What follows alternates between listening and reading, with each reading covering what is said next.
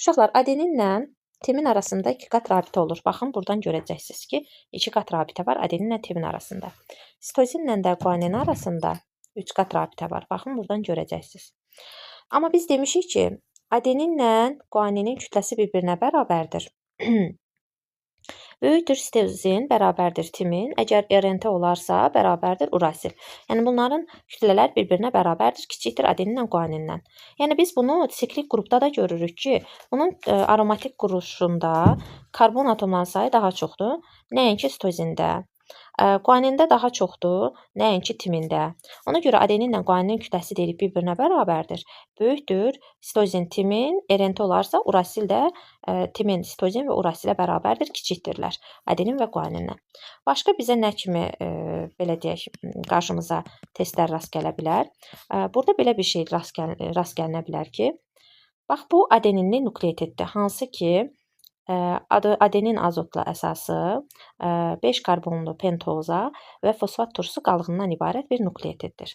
Bu nukleotid hal-hazırda ən ucda durduğuna görə özündən belə deyək də əvvəldə olmadığına və özü birinci yerdə durduğuna görə özündən sonrakı ilə birləşir.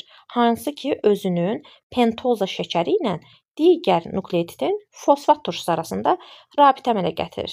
Bir qat rabitə burada, bir də öz qarşısındakı ilə, hansı ki qarşısındakı timinli nukleotid vasitəsilə 2 qat rabitə əmələ gətirir. Deməli, adeninlər və timinlər ən ucda olduqda neçə qat rabitə əmələ gətirir? 3 qat rabitə əmələ gətirir. Əgər təsəvvür eləyin ki, adeninlə timin mərkəzdədir. Məsəl üçün, buradakı timini biz nukleotidini nəzərə alaq.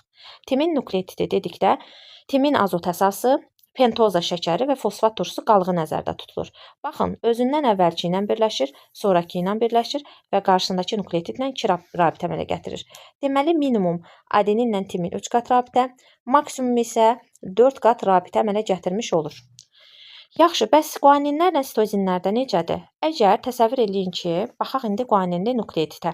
Guaninli nukleotid yenə də guanin azot əsası, pentoza şəkəri və fosfat turşusu qalığından ibarətdir. Bunu görməzdən gəlin uşaqlar, bu yoxdur. Özündən sonra nukleotid yoxdur. Neyniyəcək? Özündən əvvəlkinin, deməli, özünün fosfat turşusu özündən əvvəlkinin pentoza şəkəri ilə birləşmə əmələ gətirəcək və qarşısındakı nukleotidlə 3 qat rabitə əmələ gətirəcək. Deməli, guanin və aden, daha doğrusu guanin və sitozin minimum ən uclarda olarsa 4 qat rabitə əmələ gətirəcək. İndi baxaq ki, guaninlə sitozin onsuz da bilirsiniz ki, bir-birinə bərabər bir şeydir. Baxaq, burada guanin var imiş. Guanin nukleotidi əgər ortada olarsa nə baş verəcək? Baxın, bu guanin nukleotididir. Guanin azotlu əsasından, pentoza şəkərindən və fosfat turşusu qalığından ibarətdir. Tam ortada yerləşib, özündən üstdəki ilə öz pentoza şəkəri, digərinin fosfat turşusu qalığı ilə və özünün fosfat turşusu qalığı isə aşağıdakının pentoza şəkəri ilə birləşmə əmələ gətirib. 2 rabitə buradan, 1, 2, 3 qat rabitə isə öz qarşısındakı ilə birləşmə əmələ gətirir. Deməli, guaninlə sitozin ortada olarkən 5 qat rabitə əmələ gətirmiş olacaq. Bunu da buradan bildik. Başqa nə kimi testlər düşər bizə? Məsəl üçün, tutaq ki, bizim burada 4 dənə nukleotid var. Biri bu nukleotiddir, digəri bu nukleotiddir, biri də timinli nukleotiddir, digəri guaninli nukleotiddir. Yenə uşaqlar, bunu görməzdən gələk. Təbii ki, 4 dənə nukleotid, 1, 2, 3, 4, bir-biri ilə birləşəndə neçə dənə rabitə əmələ gətirir? 3 rabitə. Neçə dənə nukleotidimiz var idi? 4 dənə. Deməli, uşaqlar, həmişə nukleotid sayından bir əskik aralarında rabitə sayı olur. Özü də nə ilə nə arasında yaranır?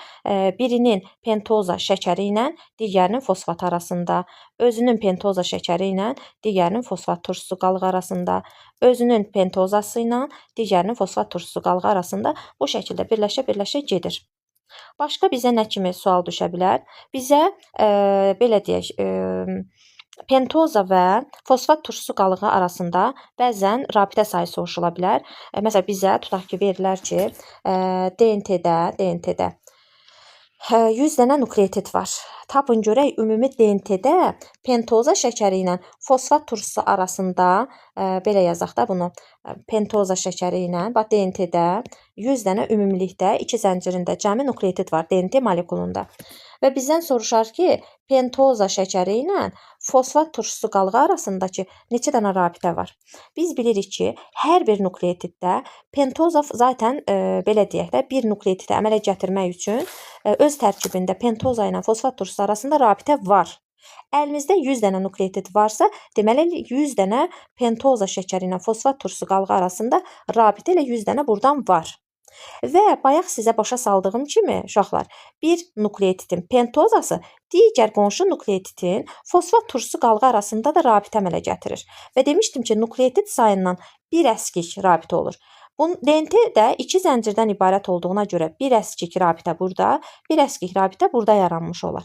Ona görə də 98 dənə də rabitə alt-alta olan nukleotidlər arasında yaranar və ümumilikdə 198 dənə pentoza və fosfat turşusu arasında rabitə yaranar.